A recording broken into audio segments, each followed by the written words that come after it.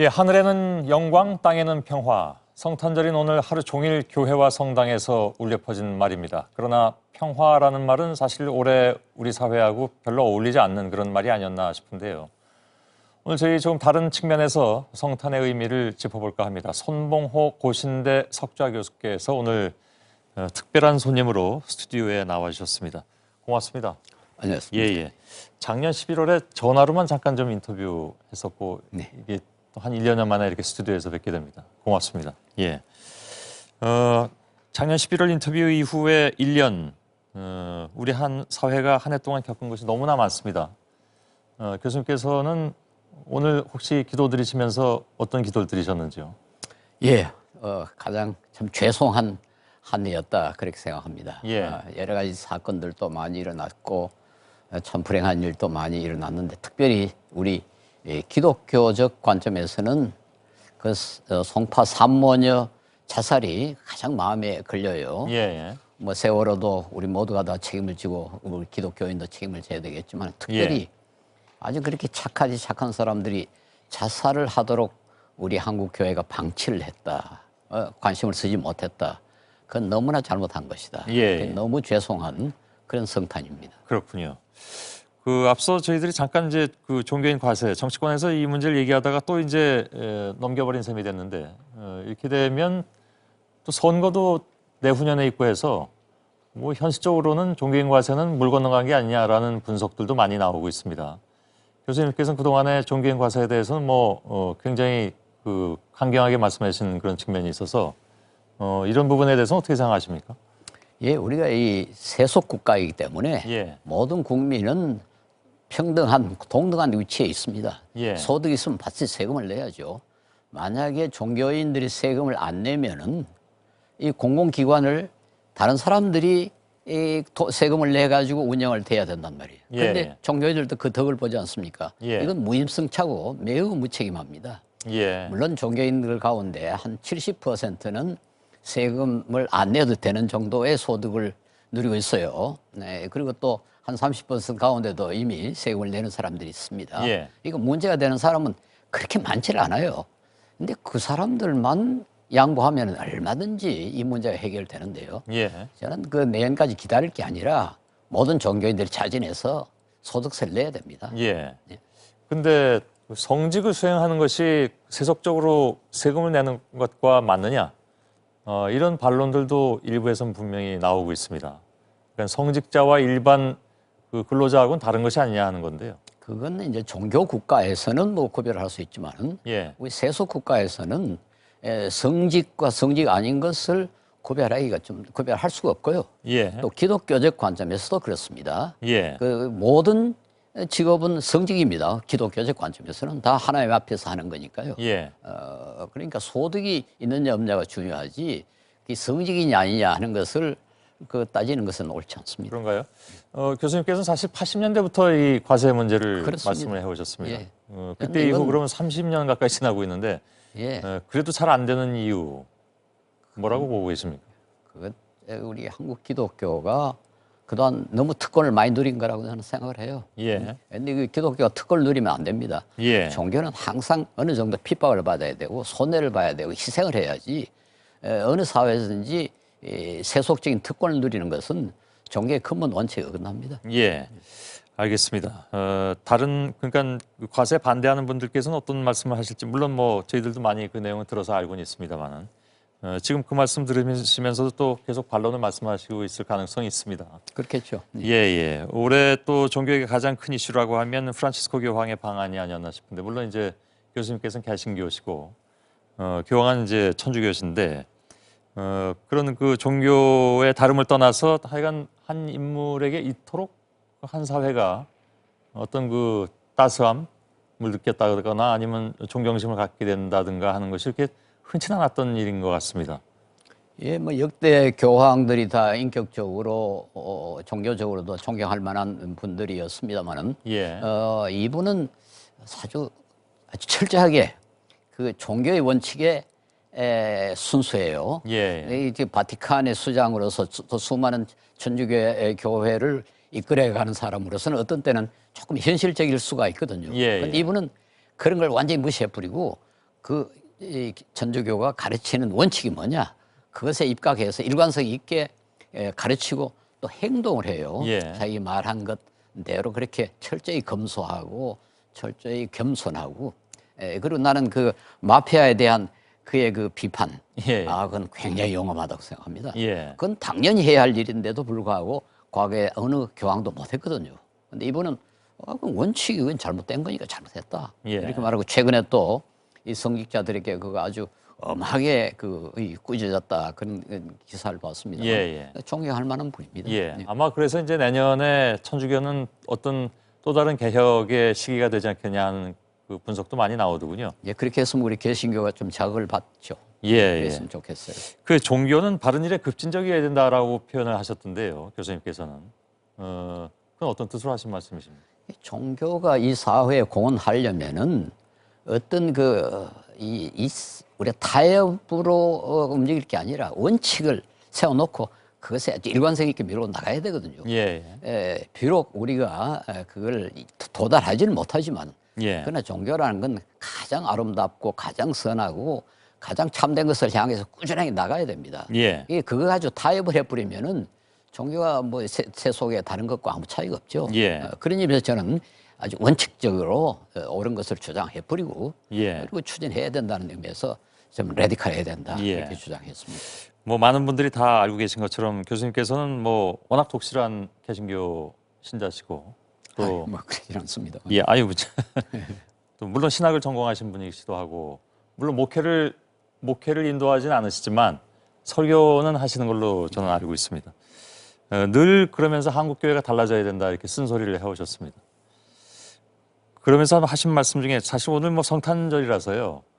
교회 문제를 이렇게 얘기하는 것이 어떨까 저도 사실 좀 고민은 많이 했는데 그러나 교수님께서 생각하시는 바 또 다른 많은 그 교인들이 생각하는 바와 같이 교회도 뭔가 좀 그 세속에 조금 잘못 빠진 길이 있다면 바로잡자라는 생각들은 많이들 하고 계시지 않습니까? 그럼요. 그건 뭐 비단 이 시대뿐만이 아니라 과거에도 마찬가지였고. 그럼요. 또 과거에는 또 천주교가 그렇게 해서 종교개혁이 일어나기도 했던 거고요. 그래서 근데 그 개신교 문제 배후에는 돈이 있다 이렇게 늘 주장을 하고 계셔서 이거 조금 민감한 문제긴 합니다만은 그건 왜 그런 말씀을 하셨는지요? 우선 성경이 아주 분명히 가르쳐요. 돈을 사랑하는 것은 일만 악의 뿌리라 그렇게 하는데요. 그건 그때도 그 성경에 기록될 시대에도 그랬지만 오늘날 특별히 그렇습니다. 오늘 우리가 다 알지 않습니까? 오늘 이 사회를 지배하고 있는 게 돈 아닙니까? 우리 기독교에서는 돈만큼 위험한 우상은 없습니다. 우상이라는 게 하나님 이외에 다른 것을 하나님만큼 중요하게 생각하면 그 우상이거든요. 근데 실제로 지금 돈이 우리 기독교인에게 계속되는 유혹이에요. 시대마다 이제 우상이 다릅니다만 오늘은 분명히 돈이 우상이기 때문에 오늘 기독교가 기독교다우려면은 저는 적어도 돈은 무시할 줄 알아야 돼요. 아니 돈이 그 가치 없어도 된다 그 말은 아닙니다. 그러나 적어도 돈보다는 더 중요한 것이 참 많다. 하나님도 중요하고 우리 하나님의 사랑도 중요하고 정의도 중요하고 또 어려운 사람을 돕는 것도 이것도 돈보다 훨씬 더 중요하다. 이래야 할 텐데 그 모든 것보다 돈이 앞서 뿌리면 그건 종교의 순수성을 상실한 거죠. 우상을 섬기는 거죠. 그래서 이제 요즘 나오는 게 이제 뭐 대형 교회 문제라든가 또 특히 이제 대형 교회 중에서도 세습 문제라든가 하는 것들이 많이 나옵니다. 최근 들어서 이제 저희도 이 시간에 한번 다루긴 했습니다만은 쿠어바디스라는 그 독립 영화가 나와서 벌써 한 10,000명 이상이 봤다고 해서 화제가 되고 있기도 하더군요.